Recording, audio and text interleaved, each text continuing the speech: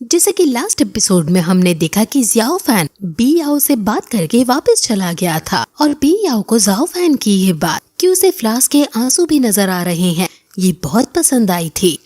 अब बी याओ नहर किनारे खड़ी होकर फ्लावर को देख रही थी कि तभी उसके पास उसकी आंट आती है। आंट कहती है कि वो 4 लोग जो आए हैं वो किंग यू सेक्ट से हैं, जो उनमें से लीडर है वो लॉन्ग शॉ फैंग पीक से है, लेकिन बाकी 3 को मैंने कभी नहीं देखा है। बी याओ कहती है कि उनमें से एक को मैं जानती हूँ, उसका नाम ज़ाओ फैन है। अब आंट उसके हाथ में जब फ्लावर देखती है तो कहती है कि ये तो मेरे मैजिक वेपन की तरह है। मुझे ये लिटिल फ्लावर अच्छे से याद है हूँ कि माउंटेन के ऊपर ये फ्लावर बिछा हुआ है जब से तुम्हारी मॉम की डेथ हुई है। अब वो इससे आगे कुछ कहती, बी याओ उसे रोकते हुए कहती है कि उनके बारे में कुछ मत कहो, लेकिन आंट इमोशनल होकर उसे समझाती है कि तुम क्लैन लीडर की बेटी हो, क्लैन लीडर ने हमेशा तुम्हें प्यार किया है। बी याओ गुस्से में कहती है कि अगर ऐसा ही है तो क्यों इतने सालों से वो मुझे देखने नहीं आए। मैं मानती हूँ कि मेरी वजह से मेरी मॉम की डेथ हुई है और इसका मुझे रिग्रेट भी है। अगर मॉम आज जिंदा होती तो हमारी फैमिली पहले की तरह फिर से खुशहाल होती। अब यहाँ से हमें पता चलता है कि इस फ्लावर को देखकर वो बार बार सैड फ्लावर क्यों कह रही थी। उसकी मॉम ने उसके मैजिक वेपन का नाम सैड फ्लावर रख दिया था। अब वो अपनी आंट से जाने को कहती है क्योंकि वो अकेले में समय बिताना चाहती थी। आंट उसको खुद का ध्यान रखने को कहकर वहाँ से चली जाती है। वहीं दूसरी तरफ ये 4 लोग उड़ते हुए कहीं जा रहे हैं और ईस्ट में जो उन्हें माउंटेन दिख रहा है वो माउंटेन कोंगसैंग है।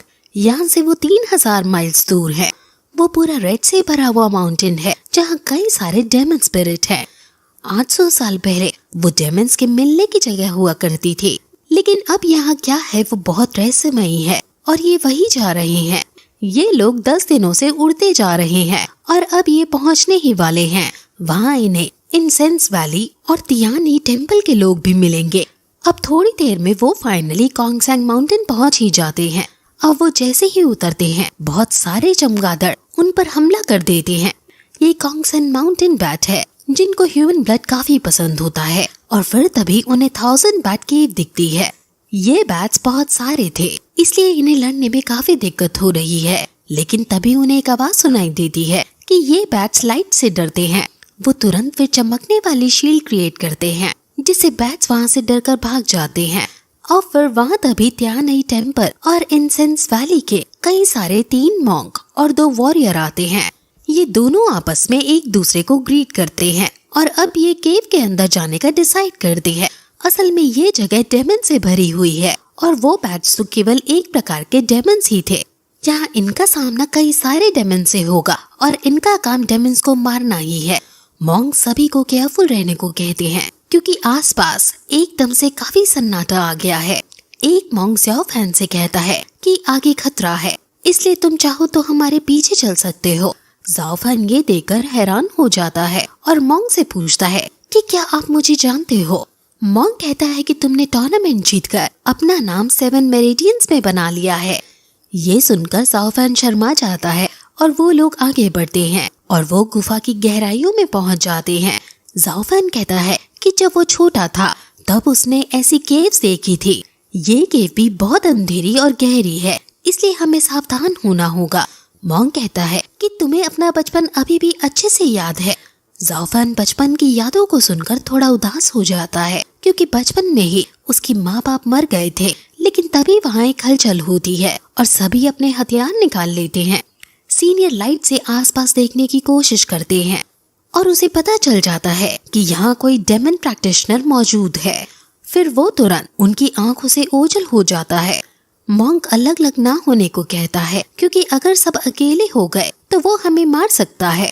अब तभी वो डेमन प्रैक्टिशनर पीछे से आ जाता है और हमला कर देता है।